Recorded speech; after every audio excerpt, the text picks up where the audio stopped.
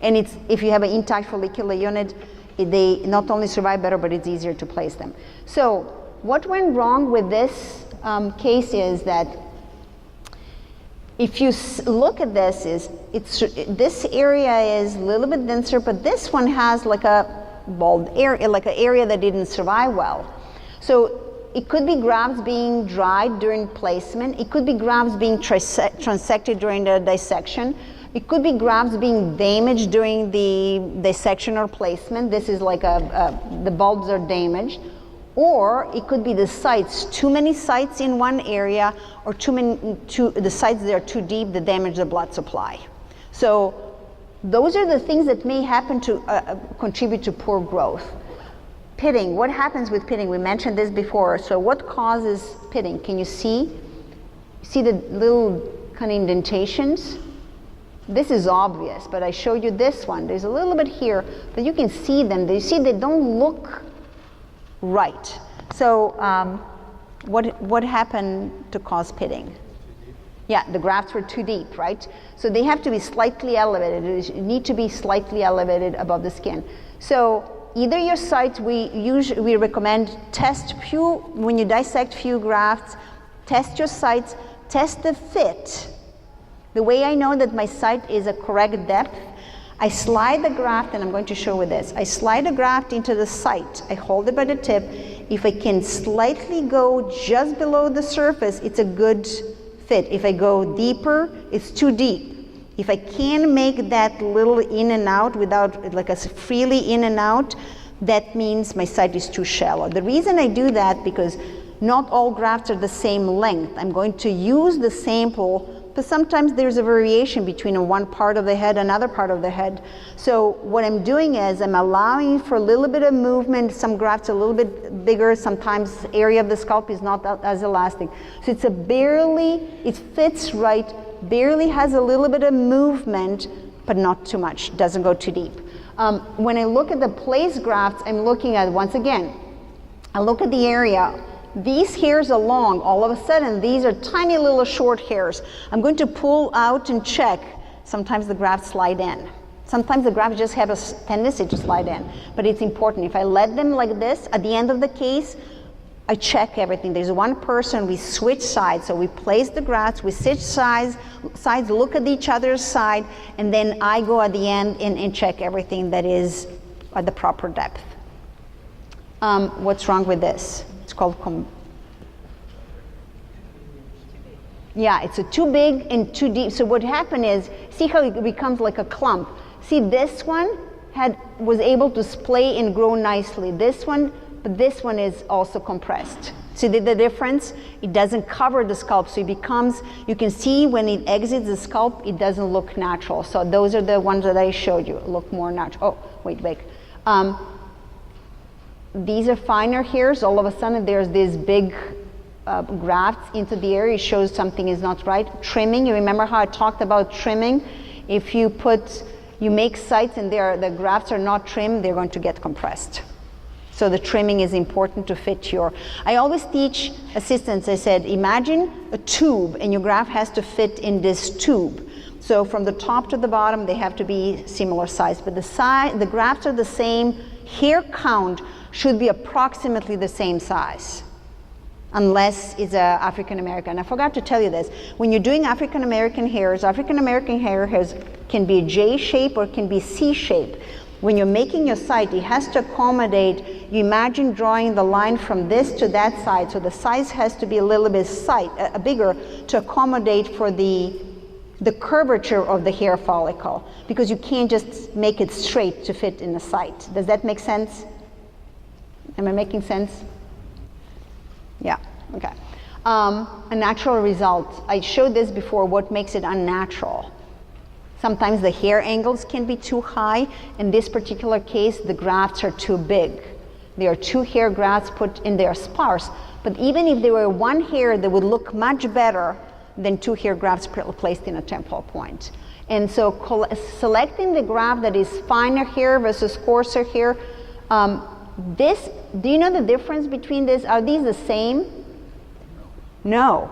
This one is transected, and this is a telogen hair. So this one will grow and grow into 2 hairs. This one needs to be pulled out and freed, so this is a clean graft and counted as a 1 hair. Why is this a natural result? Darker hair, right? What happened is when you take the tissue outside of the body, sometimes there is areas like people will keep darker hair in the back and lighter hair on the side. So you harvest the strip and then we just dissect and we just place. We don't sort through and we don't think ahead. So the grafts are just placed in. So what happened is we should have, or whoever the case should have, kept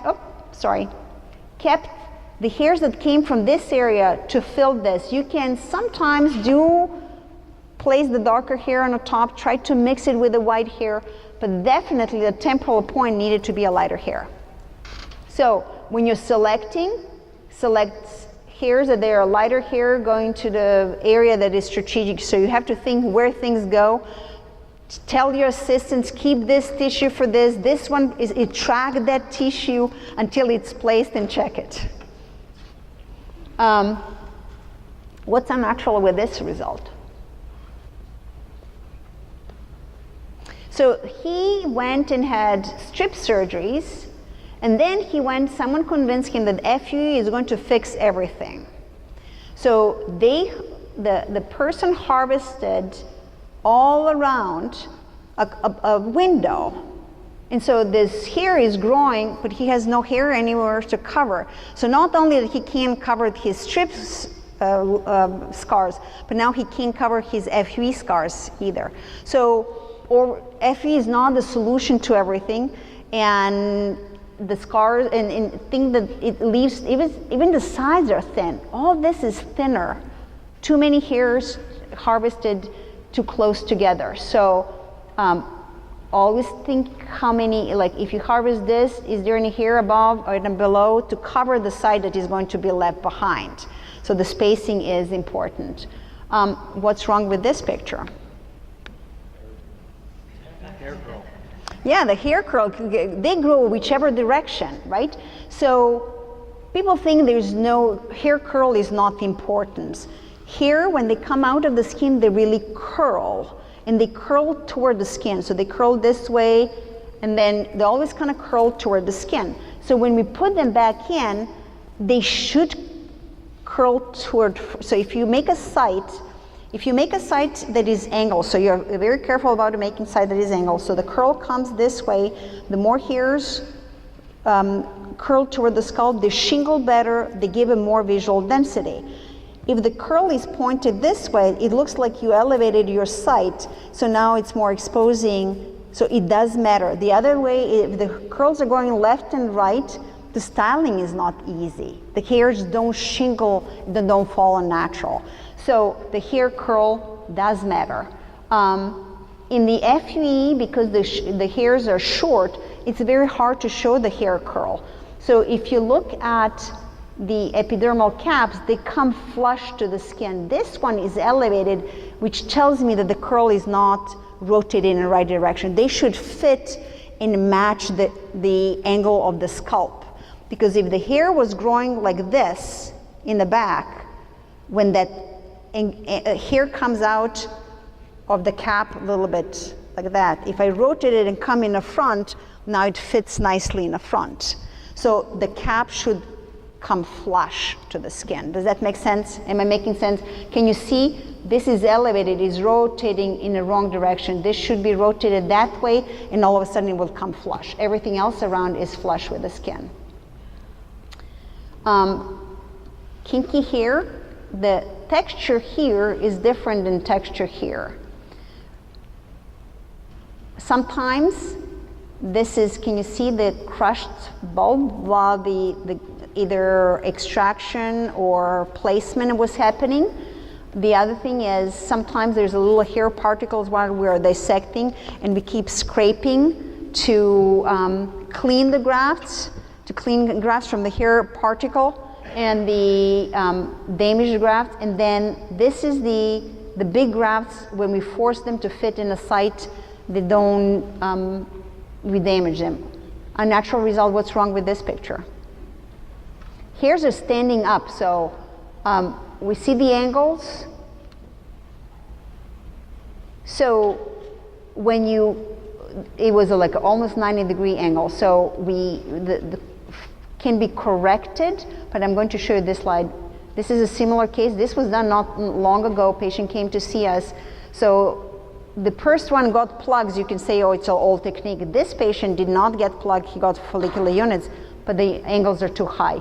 If someone has too high angles, you can't just go from 90 degrees and go to 30 degrees. Now the hairs don't match. You have to kind of come in between, so there's a natural flow between the old hairs and new hairs. You can't just say, oh, the right one is 15 degrees, you had the 90 degrees, it's okay, I'll just put the hairs. So you can transect them, and also it won't look natural, they won't flow natural. Poor healing, it happens. Too many sites too deep. Thank you. Any questions? Huh?